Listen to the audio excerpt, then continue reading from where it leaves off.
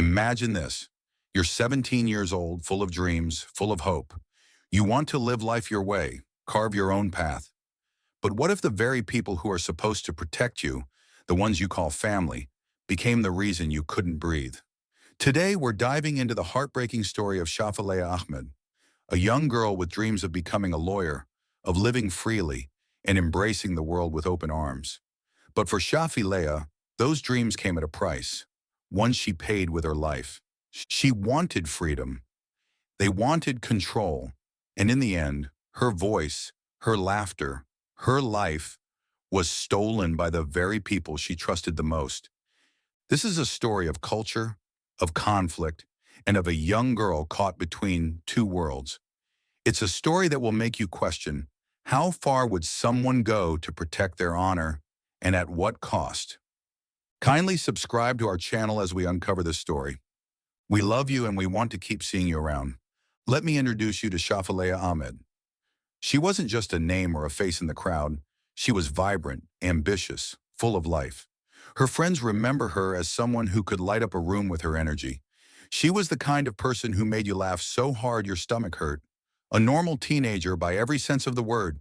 She wanted to fit in at school, hang out with her friends, and wear trendy clothes like everyone else. But home was a different story. Shafilea grew up in a household where cultural expectations clashed hard against the life she wanted for herself. Her parents, originally from Pakistan, followed strict traditions that demanded obedience and control, especially from their daughters. For Shafilea, this meant that while her classmates were choosing what to wear to prom or talking about their crushes, she was walking a tightrope, trying to balance her own dreams against her family's expectations. At school, she was free. She could laugh, express herself, even just breathe without fear. Her teachers loved her, and she was a brilliant student with big dreams of becoming a lawyer. Can you picture her? Sitting in class, writing down her goals, daydreaming about a future where she'd wear a crisp suit, stand tall in a courtroom, and defend the vulnerable? That was the life Shafilea wanted, and she was working so hard to make it happen. But every day, the moment she stepped through her front door, all of that freedom disappeared. Her parents had a very different plan for her future, one where she would marry her cousin, move to Pakistan, and spend the rest of her life as a dutiful wife. Can you imagine that? 17 years old and already being told your life isn't yours to live. The arguments at home became louder. The pressure became unbearable. Her parents disapproved of everything, from her clothes to her friends to the fact that she dared to want more for herself. And yet Shafilea didn't give up on her dreams. She pushed back, even when it was dangerous to do so. In secret, she would bring her Western clothes to school and change there, desperate to carve out a space where she could just be herself. But secrets don't stay hidden forever, do they? Her parents found out about the clothes. They found out about the friends she was meeting, the independence she was fighting for. And every time they did, the control tightened. There were threats, punishments, silent treatments. Her family saw her ambition as rebellion. They saw her independence as disrespect. But Shafilea, she just wanted to live, to laugh, to be 17 years old and figure out who she was in a world full of possibilities. But in a home where love came with conditions and expectations, that freedom was never an option. And for Shafilea, every step she took toward her dreams was met with a wall she couldn't break through. By the time Shafilea was 17, the pressure from her parents had reached an unbearable peak. They had made it clear she was to marry her cousin, a man in his 20s, and leave the life she'd known in England to live in Pakistan as his wife. Just imagine that for a second. You're 17 with dreams of university, a career, and the kind of life where you call the shots. And suddenly you're being told all of it is gone, erased. Shafilea wasn't having it. She refused to marry him, outright rejected the idea. And for her parents, this wasn't just a teenage rebellion. It was an insult, an act of defiance that brought shame to the family in their eyes. To them, her refusal wasn't just about her future. It was about their reputation. They thought they could break her will. So in February 2003, they took her on what they framed as a family trip to Pakistan. But Shafilea quickly realized this wasn't just a vacation. This was a trap. In Pakistan, the pressure only intensified. Her parents had one goal: to make her comply with the arranged marriage. The discussions turned to arguments. The arguments turned to threats. Her family saw no other option. To them, this was the only way to fix her, to force her back into line. But Shafilea, she wasn't ready to give up on herself. She saw her dreams slipping away, and she fought with everything she had. At one point during the trip, she attempted to escape. She ran out of the house desperate for freedom, desperate to get away from the life they were forcing on her. Can you picture it? A terrified teenage girl running through unfamiliar streets, not knowing who to trust, where to turn, or even if she'd survive. Her family caught her. She was dragged back, her attempt at freedom crushed. And then one night something happened that would forever haunt Shafilea's story. In an act of sheer desperation, she swallowed bleach. Let that sink in for a moment. This wasn't just an accident or a mistake. This was a horrifying cry for help. She saw no way out, no other way to escape the future her parents had trapped her in. Swallowing bleach was her way of saying, "I'd rather die than live this life you're forcing on me." The act left her severely injured. Her throat and stomach were badly burned. She couldn't eat or drink properly for weeks, and her body was left permanently weakened. But even in this moment of unimaginable pain, her parents didn't see it as a wake-up call. Instead of asking themselves why their daughter would go to such extreme lengths, they doubled down. They dismissed her act as an embarrassment, a stain on their honor. And when they returned to the UK, they didn't take her to a doctor. They left her untreated, her pain ignored. Her teachers and friends later noticed how frail she had become. She'd lost weight, her energy was gone, and she was no longer the bright, lively girl they knew. She was fading, but still she resisted. Shafilea didn't swallow that bleach because she wanted to die. She did it because she wanted to be heard, to show how far she was willing to go for freedom. But her family didn't listen. They didn't care about her pain. For Shafilea, it was one more heartbreaking reminder that in her family's eyes, their reputation mattered more than her life. The night Shafilea Ahmed's life ended is one of the most chilling parts of this story. A moment so brutal and unimaginable, it leaves you wondering how things could go so horribly wrong. It was September 11th, 2003, just another evening in the Ahmed household in Warrington, England. Shafilea had returned home from school, still trying to recover from her injuries caused by swallowing bleach during her trip to Pakistan. Her weight had plummeted, and her once vibrant spirit had dulled. But even in her weakened state, she wasn't willing to back down. That night, the family sat together in their living room. From the outside, it would have seemed like any other family gathering. But inside, the tension was unbearable. Arguments had become a routine in the Ahmed household, and Shafilea was often at the center of them. This time was no different. Her parents, Iftikhar and Farzana, had had enough of what they saw as Shafilea's defiance. She wouldn't conform, wouldn't obey, and her refusal to marry her cousin had brought what they believed to be shame on their family. In their minds, there was only one way to fix this problem. The argument escalated quickly, voices rising, accusations flying. Shafilea tried to defend herself, but her words only seemed to make things worse. Her parents were beyond reasoning at this point. And then it happened. In a horrifying act of rage, her father grabbed a plastic bag. Her mother joined in, and together they forced it over Shafilea's face. Can you imagine the terror she must have felt in that moment? Her own parents, the people who were supposed to protect her, were now the ones trying to end her life. Shafilea fought with everything she had. She struggled, clawing at the bag, trying desperately to breathe. But she was weak, her body already frail from months of abuse and malnourishment. Her siblings were there, frozen in shock and fear.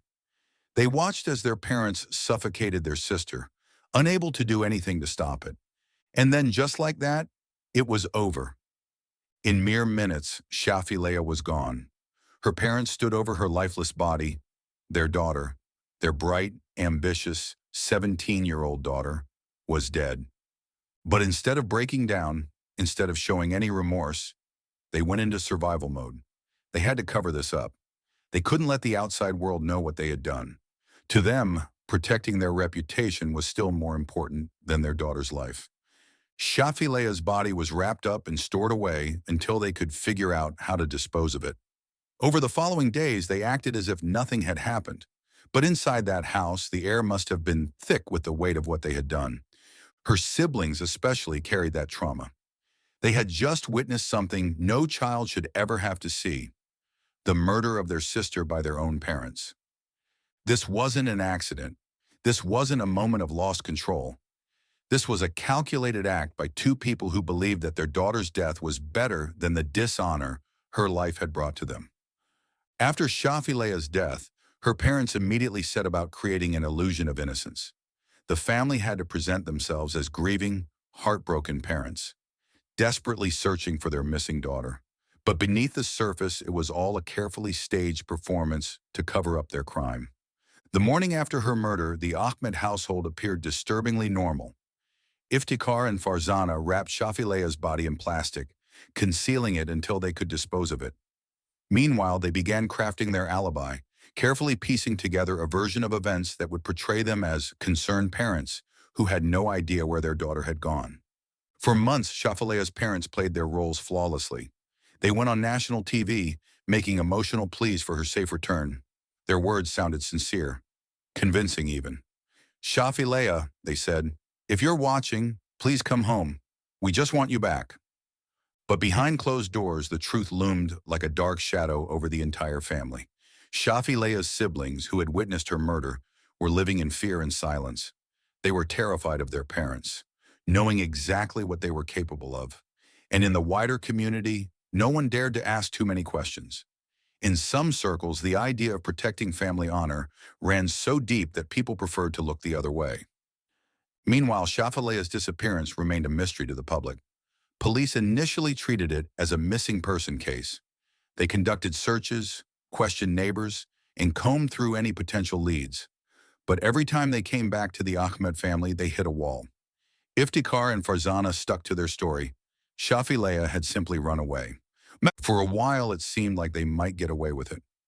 It wasn't until 5 months later, in February 2004, that Shafilea's body was discovered.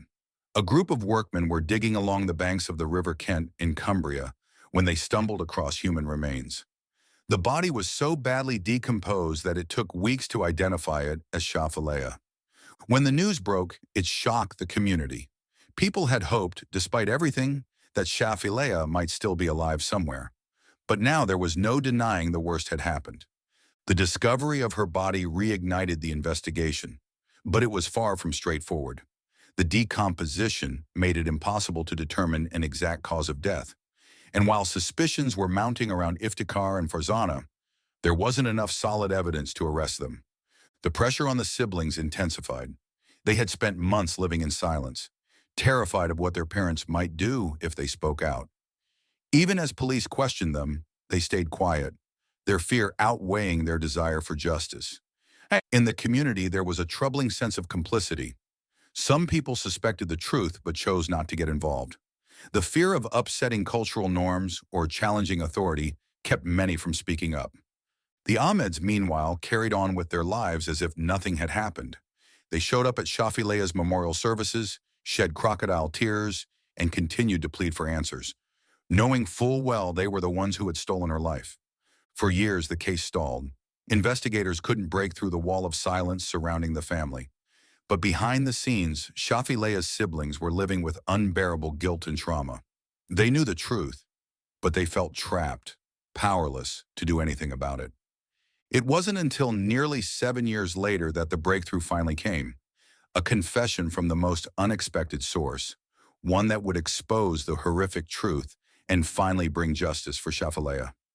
For years, the truth about Shafilea Ahmed's death was locked away in the memories of her terrified siblings.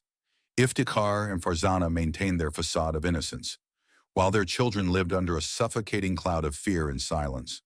But in 2010, 6 years after Shafilea's murder, everything changed.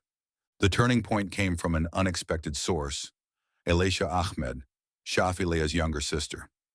By this time, Alicia was no longer the frightened teenager who had witnessed the horrifying events in her parents' living room. She was older, stronger, and determined to break free from the oppressive grip of her family's secrets. It began with Alicia's arrest in connection to a botched robbery at her own home. a desperate act that revealed how much she was struggling under the weight of her trauma. During questioning, she shocked police by confessing a secret she had carried for years. She told them that her parents had killed Shafilea.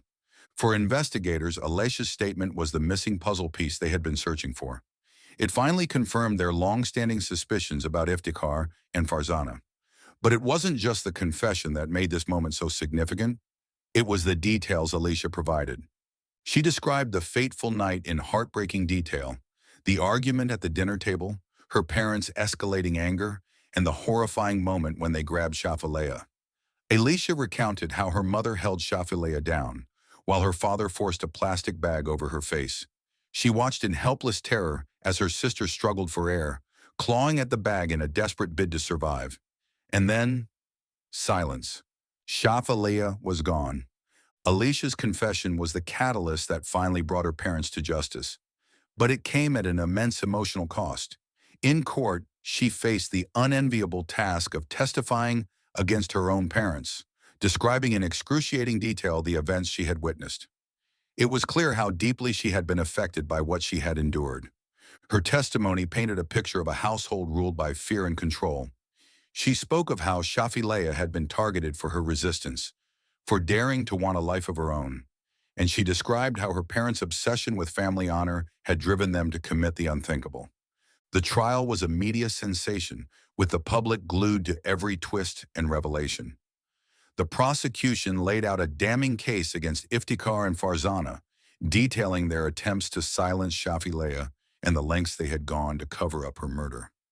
The defense, on the other hand, tried to discredit Alicia's testimony, portraying her as unreliable and motivated by personal vendettas. But Alicia's words rang with truth, and her courage in coming forward inspired others to support her. The court heard from friends, teachers, and other family members who spoke about Shafilea's struggles and the pressure she faced at home. They described her as a bright, ambitious young woman who wanted nothing more than to live life on her own terms. Perhaps the most gut-wrenching moments came when Shafilea's own poetry was read aloud in court. In her words, she had expressed the pain and isolation she felt, writing about her dreams of escape and the oppressive control her family exerted over her life. Those poems were a haunting reminder of the vibrant young woman whose life had been cut short. In the end, the jury saw through the Ahmed's facade. The evidence, combined with Alicia's powerful testimony, left no doubt about their guilt. After years of evading justice, Iftikhar and Farzana were finally convicted of Shafilea's murder and sentenced to life in prison. But for Alicia and her siblings, the verdict was bittersweet.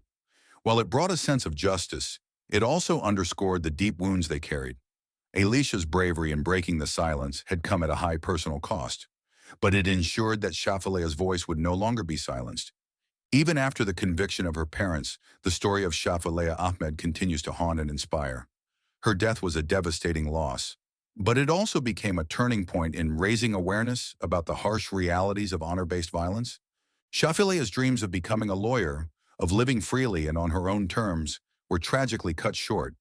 But her courage in resisting the pressures placed on her, even in the face of unbearable odds, left an undeniable mark. She became a symbol of resilience and a reminder of the need to protect those who feel powerless in the face of cultural or familial control. Her friends who had seen her brightest moments hold on to memories of the spirited, ambitious girl they loved. Melissa Powner, one of Shafilea's closest friends, stood outside the courtroom on the day of the verdict and shared words that captured Shafilea's essence. "We have waited for this day for many years," Melissa began, her voice trembling with a mix of relief and sorrow. "We have watched as her killers roam free, yet today we heard those important words, words that have finally brought our friend the justice she deserves." Shafilea was a caring, high-spirited, and brave young lady who, even in her toughest times, always strived to remain positive and hopeful that one day she too would be able to live the peaceful and happy life that she deserved. Melissa's words carried the weight of years of pain and longing for justice. They also served as a call to remember Shafilea, not just for how her life ended, but for the hope and light she brought to those who knew her. Shafilea's case is a reminder of how crucial it is to stand against the kind of oppression that robs young people of their choices, their voices, and their lives. Her story has sparked difficult but necessary conversations about honor-based violence, leading to changes in how such cases are handled and raising awareness about the silent suffering of so many others. Shafilea's time on this earth was far too brief, but in those 17 years, she touched lives and left a legacy of hope and change. Rest in peace, Shafilea. You will never be forgotten. Does this concluding section resonate with the emotional and reflective tone you want? Let me know if you'd like any adjustments. Shafilea's story is one that needs to be heard, remembered, and shared. It's about so much more than tragedy. It's a call to action to protect others who might feel voiceless and alone. And the more we talk about stories like hers, the more awareness we can spread. And maybe, just maybe, we can prevent another young life from being stolen too soon. If stories like this resonate with you, if you believe in shining a light on these injustices and giving victims a voice, then make sure to subscribe. Here we dive deep into the stories that matter, the ones that deserve to be told. Hit that button and join us in keeping Shafilea's memory alive and standing up for those who can no longer speak for themselves.